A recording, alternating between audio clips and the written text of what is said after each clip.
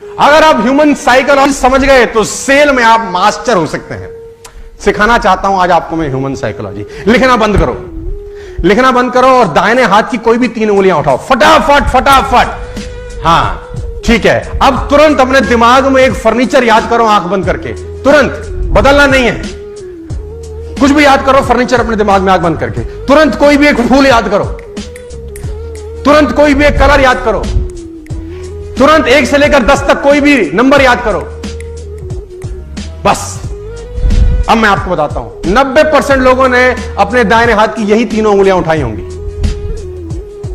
This is human psychology. 90% लोगों ने furniture में कुर्सी सोची होगी। This is psychology. 90% लोगों ने गुलाब का फूल सोचा होगा। This is psychology. 90% लोगों ने 1 में से 10 में 7 नंबर सोचा होगा। This is psychology. 90% लोगों ने लाल रंग सोचा होगा। This is human psychology.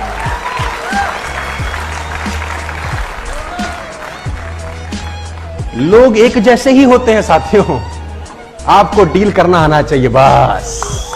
लोग अलग अलग नहीं होते। All people are same. People are not different my dear friends. कभी कभी लोगों का फिलॉसफी, साइकोलॉजी एक जैसा ही रहता है। समझाने का कोशिश करता हूं। एक आदमी को मैं एग्जांपल देता हूं, अक्सर ह्यूमन साइकोलॉजी समझते हैं। किसी कंट्री में फांसी का सजा हुआ। फांसी का सजा जब उसको हुआ गया तो वहां के डॉक्टर ने एक एक्सपेरिमेंट करने की सोची और डॉक्टर ने उसको कहा कि देख फला दिन तुझे फांसी देंगे, ये तय है। अब हम तुझ पे एक एक्सपेरिमेंट करना चाहते हैं, अगर तू इजाजत देता है तो उसने बोला क्या करना है? तो उसने बोला फांसी पर लटकेगा, गर्दन की हड्डी टूटेगी, बड़ी तकलीफ होगी, कम से कम 15 से 20 सेकंड, 1 मिनट, बेइंतहा तुझे तकलीफ होगी। ऐसा हमारा तजुर्बा है। हम तेरे को एक चॉइस दे रहे हैं। तो उसने पूछा क्या चॉइस है? उसने बोला हम तुझे एक कोबरा से डसवाते हैं। कोबरा लाएंगे, तुझे डसेगा, 1 सेकंड में तेरी मौत हो जाएगी, कोई दर्द नहीं, चींटी काटती है ऐसा दर्द होगा and you will be dead, choice is yours. तो उसने बोला मरना तो है ही, 1 मिनट में क्यों तड़पूं? 1 सेकंड वाला ऑप्शन पिक किया।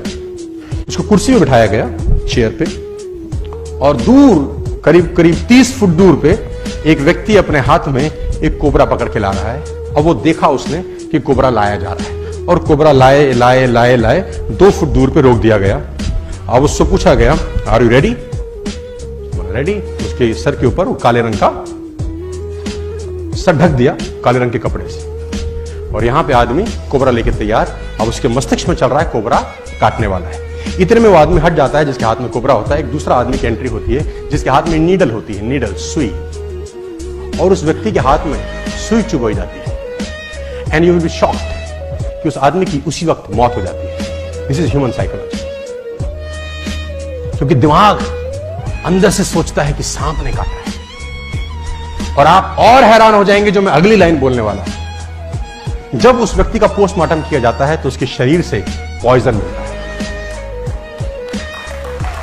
इससे और हैरानी की बात यह है कि जब उसका पोस्टमार्टम होता है तो शरीर पॉइजन क्रिएट कर देता है ऑटोमेटिकली। माय डियर फ्रेंड्स, मैं आपको बताना चाहूंगा, अगर आप फोकस करें इस माइक पे और आप में कंसंट्रेशन की पावर हो और 15 मिनट सिर्फ इस माइक को ये सोचें कि ये तपता हुआ लोहा है, तपता हुआ गर्म लोहा है, और फोकस कर सके, आपको कोई डिस्टर्ब ना करे, शांति हो पूरी तरह से, और सिर्फ देखते रहे तपता हुआ लोहा है, ऐसा फील करें, फोकस करें, फील करें, फोकस करें, और 15 मिनट के बाद अगर आप इस माइक को छुएंगे आपको छाला हो जाएगा। माइंड बहुत अजीब तरीके से काम करता है। How mind works, how body works, ये बहुत खतरनाक चीजें हैं सर। एक शिष्य एक गुरु के पास दौड़ता हुआ आया। उसने गुरुजी से कहा गुरुजी सारे घोड़े बांध दिए, एक घोड़े के लिए रस्सी नहीं मिल रही, क्या करूं? सारे घोड़े अस्तबल में बांध आया हूं, एक घोड़े के लिए रस्सी नहीं मिल रही, क्या करूं? तो गुरु ने कहा एक तरीका है मेरे पास, रस्सी की जरूरत ही नहीं है, तू घोड़े के पास जा, सिर्फ ऐसे ऐसे उसके गले में घुमा दे हाथ, उसको लगेगा, और ऐसा बांधने के बाद वो रस्सी लेके नाटक करके ऐसे बांध दिया। उसने बोला जी गुरुजी। वो भागा भागा गया, सारे घोड़े उसने बांध रखे थे, उस घोड़े को पकड़ा, गले में घुमाया और ऐसे ऐसे करके वो रस्सी खूंटे के साथ बांध दी, आ गया। उसने बोला गुरुजी भाग जाएगा रात को। बोला चिंता मत, कहीं नहीं जाए। सारे घोड़े रात भर खड़े रहे, वो भी खड़ा रहा। अगले दिन सारे घोड़ों की रस्सी खोल दी गई, चरने के लिए भेजना था। सारे घोड़े चले गए। उसने बोला गुरुजी कमाल हो गया, वो घोड़ा तो जा ही नहीं रहा। गुरुजी ने बोला रस्सी तो खोल के आ। हाँ, उसकी खोपड़ी में। तो वो गया, उसने नीचे से कुंडा खोला, घुमाया, आ गया और देखा तो घोड़ा जा रहा है। It's called psychology. You have to become thankful. ये आदत आपको सीखनी चाहिए दोस्त। Gratitude, it's a greatest habits. और ये वो खतरनाक आदत है जो मैंने डेवलप किया पिछले कुछ सालों के अंदर। मैं चाहता हूं आप भी डेवलप करिए। और ये आदत है शुक्र करने की, थैंकफुल होने की, ग्रेटिट्यूड। धन्यवादी रहिए उन लोगों के जिन लोगों ने आपके लिए बुरे समय के अंदर आपके साथ सपोर्ट किया है। Always be thankful, always be thankful. क्योंकि कहते हैं कि हमें जिस चीज की प्राप्ति हो जाती है उसमें सुख की समाप्ति हो जाती है। फिर जिस चीज की प्राप्ति हो जाती है उसमें सुख की समाप्ति हो जाती है। जब मर्सिडीज नहीं थी तो बड़ी अच्छी लगती थी, अब मर्सिडीज आगे लगता है क्या चौधरी बना है, ठीक है ना। जब तक 1 लाख रुपए महीने का इनकम नहीं आ रहा था तो लग रहा था बहुत बड़ी चीज है। अब जब 1 लाख रुपए महीना आने लग गया तो कौन सी बड़ी चीज है। वियतनाम मिशन के हीरो रहे चार्ल्स प्लम, गूगल करेगा मिलेगा। चार्ल्स प्लम वियतनाम मिशन के हीरो रहे। बहुत लड़ाइयां उन्होंने वियतनाम के लिए जीती। फाइनली उनका प्लेन क्रैश हो गया, जैसे तैसे बचे। इस घटना के बहुत सारे सालों के बाद कहीं डिनर कर रहे। डिनर करते करते एक वेटर उनके पास आया। वेटर ने बोला are you Charles Plum, you are the hero of Vietnam mission. उसने बोला yes I am Charles Plum, who are you. उसने बोला सर आपने मुझे पहचाना नहीं। उसने बोला नहीं मैंने आपको नहीं पहचाना। उसने बोला मैंने जिस फ्लाइट में आपने टेक ऑफ किया था सबसे आखिरी बार जो क्रैश हो गई थी उसका पैराशूट सर मैंने ही बांधा था, मैं आपका पैराशूट बांधा था सर। चार्ल्स प्लम खड़े हुए, गले लगा लिया, खाना खिलाया कि तेरी वजह से आज मैं शायद जिंदा हूं। थैंकफुल रहना सर, ऑलवेज बी थैंकफुल। तो हम आरटीपी करते हैं तो एक फोटोग्राफर फोटो खींचने आता है, 100 रुपए लेता है एक फोटोग्राफ से। आप सब आरटीपी में गए हो। तो माना जी मुझे बोले देखो ये नेस्विस की वजह से कितने लोगों का जीवन चलता है, फोटोग्राफर भी पैसे कमाता है ना। माना जी आप मुझे बोले, और ये मेरे लिए इतनी इंपॉर्टेंट बात होती है कि मैं आपको बार बार समझाऊं कि सर देखो हम आरटीपी करते हैं ना तो फोटोग्राफर को भी रोजगार मिलता है। अच्छी सोच है। ये जिस होटल में आरटीपी होती है होटल वाले भी पैसे कमाते हैं क्योंकि हम ट्रेनिंग कर रहे हैं तो उनको भी रेवेन्यू जनरेट होता है। होटल वाले भी कमाते हैं, फोटोग्राफर भी कमाते हैं, और भी हम टिकट प्रिंट करते हैं, सर्टिफिकेट प्रिंट करते हैं, प्रिंटिंग वाले भी पैसे कमाते हैं, स्टैंडर्ड प्रिंट होती हैं, ये सब भी तो पैसे कमाते हैं हमारी वजह से। मैंने बोला माना जी आपकी और मेरी सोच में थोड़ा सा भेद है, मैं आपसे विरोध हूं।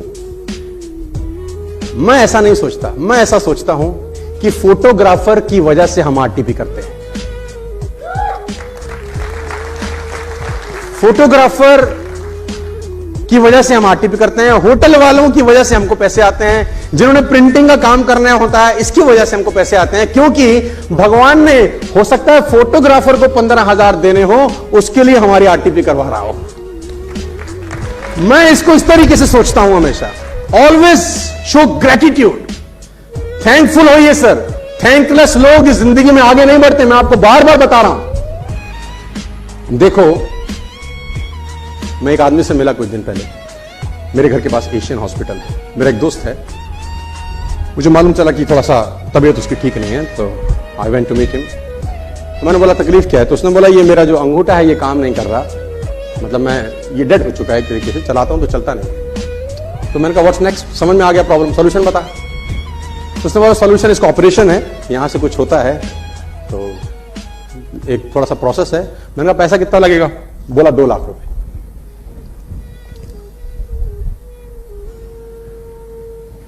एक अंगूठा ठीक से काम नहीं कर रहा तो 2 लाख देने पड़ते हैं सर।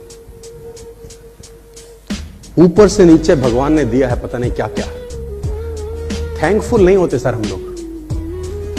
एक अंगूठा ठीक से काम नहीं कर रहा तो 2 लाख रुपए मांग रहा है डॉक्टर ठीक चलाने के।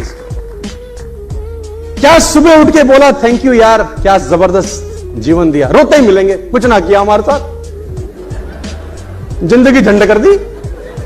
उसको देख क्या क्या दे रहा है। इसको मैं बोलता हूं पीपी, परेशान प्राणी, ये रोता ही मिलेगा, ये ठीक नहीं हो रहा, वो ठीक नहीं हो रहा, ऐसे नहीं है, वैसा नहीं।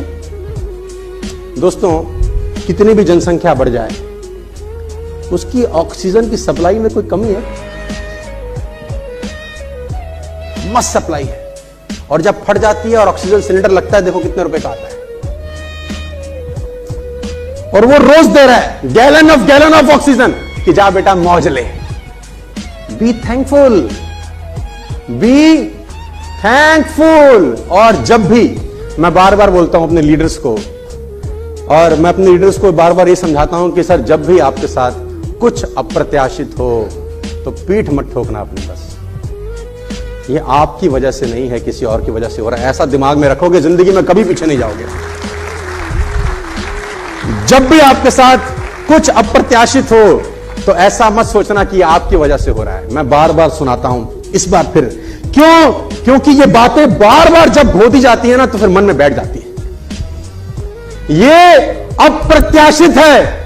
आपके साथ कभी भी जीवन में कुछ अप्रत्याशित हो तो ये समझ लेना कि हाथ पीछे किसी और ने जोड़ रखे हैं। आपका कंट्रीब्यूशन नहीं है यार। चौधरी होने का जरूरत नहीं है कि तुम्हारा कल पे आउट 1 महीने का 5 लाख आ जाए, 6 लाख आ जाए, 10 लाख आ जाए तो चौधरी मत होना। बस इतना समझ लेना कि इसके पीछे बहुत सारे लोगों का हाथ होगा। ग्रेटिट्यूड दोस्तों, इसको मैं बोलता हूं ग्रेटिट्यूड। और हमेशा थैंकफुल रहना उन लोगों के लिए जिनके साथ आप बड़े हुए हो इस बिजनेस में, जिनके साथ आपने बिजनेस बिल्ड किया है, जिसने सीखा है, जिससे सीखा है। देखो, गुरु से सीख के गुरु की इज्जत नहीं करोगे तो पाप के भागी बनोगे। देखो मैं बता दूं, चाहे वो कोई भी क्यों ना हो, जिसने कुछ भी सिखाया हो आपको जीवन के अंदर। Be thankful, don't be thankless. Are you getting my point? हम लोग स्टार्ट कर चुके थे कि many times we hear people are assets, but people are not assets, only good people are assets, rest are और लायबिलिटी। एक किसान की कहानी सुनाता हूं मैं आपको। एक बहुत मेहनती किसान था। वो बहुत मेहनत से अपने खेत की रक्षा करता था, बीज बोता था, फसल उगाता था, उसको काटता था और पैसे कमाता था। बड़ा ईमानदार था अपने काम के अंदर। लेकिन अब उसका खेत बहुत बड़ा हो गया, पैसे उसने कमा लिए तो आसपास का भी जमीन उसने खरीद लिया। अब उसको एक सपोर्ट सिस्टम का जरूरत पड़ा। अब उसको लगा मेरे से अकेले से नहीं होगा, तो मुझे कोई ना कोई आदमी चाहिए जो मेरी सपोर्ट कर सकता हो। तो उसने इंटरव्यू लिया 2-4 लोगों का कि यार क्या तुम मेरे खेत में मेरी सपोर्ट करोगे, ये तुम्हारा सैलरी है। तो 4-5 लोगों से उसने सवाल पूछे कि तुमको एग्रीकल्चर के बारे में क्या नॉलेज है और तुम कैसे सपोर्ट कर सकते हो। तो सब लोगों ने उसको अलग अलग जवाब दिए। उसको किसी का जवाब समझ नहीं आया तो उसने सबको रिजेक्ट कर दिया। एक लड़के से उसने सवाल पूछा कि तुम क्या करोगे, कैसे करोगे। तो उस लड़के ने बड़ा अटपटा जवाब दिया, समझ उसको नहीं आया, लेकिन उसने उस जवाब के कारण उसको रख लिया। उसने बोला तुम क्या करोगे? वो बोला I can sleep when the wind blows. जब बहुत तेज हवा चलेगी तो मैं सो जाऊंगा। उसको समझ नहीं आया, लेकिन उसने इसके अटपटे जवाब के कारण उसको रख लिया। इसका पता नहीं क्या मतलब है, देखते हैं। अब वो दोनों खेत की रक्षा करने लगे। बढ़िया फर्स्ट क्लास फसल होती थी, काटते थे। एक बार रात को जो मालिक था उस खेतों का, उसने दौड़ते दौड़ते ढूंढा उस आदमी को जिसने उसको नौकरी पे रखा था, I can sleep when the wind blows को। और दौड़ते दौड़ते गया क्योंकि बहुत तूफान आ गया। तो उसको लगा यार ये फसल मेरी खराब हो जाएगी और जितने भी जानवर बंधे हुए हैं ये सब इधर उधर भाग जाएंगे। तो फटाफट, देखो सो रहा है पागल आदमी इतना तूफान में, तो कम से कम उसको फसल की रक्षा करनी पड़ेगी। ऊपर कुछ डाले, कुछ करे, जानवरों को पकड़े, ये देखे। और वो अंदर गया तो वो आराम से मस्त सो रहा था। उसने बोला उठ, तेरे को पता नहीं कि तेरी नौकरी क्या है? उसने बोला मैंने तो कहा ही था I can sleep when the wind blows. उसने कहा ये पागल बेवकूफ आदमी है, कहां मेरे पल्ले पड़ गया है, मैं खुद ही करता हूं, तो जब तक जागेगा तब तक काम हो जाएगा। वो फटाफट जाके देखा, उसने जितने उसके पशु थे वो फर्स्ट क्लास तरीके से उसने बांध के साइड पे ऑलरेडी रखे हुए थे।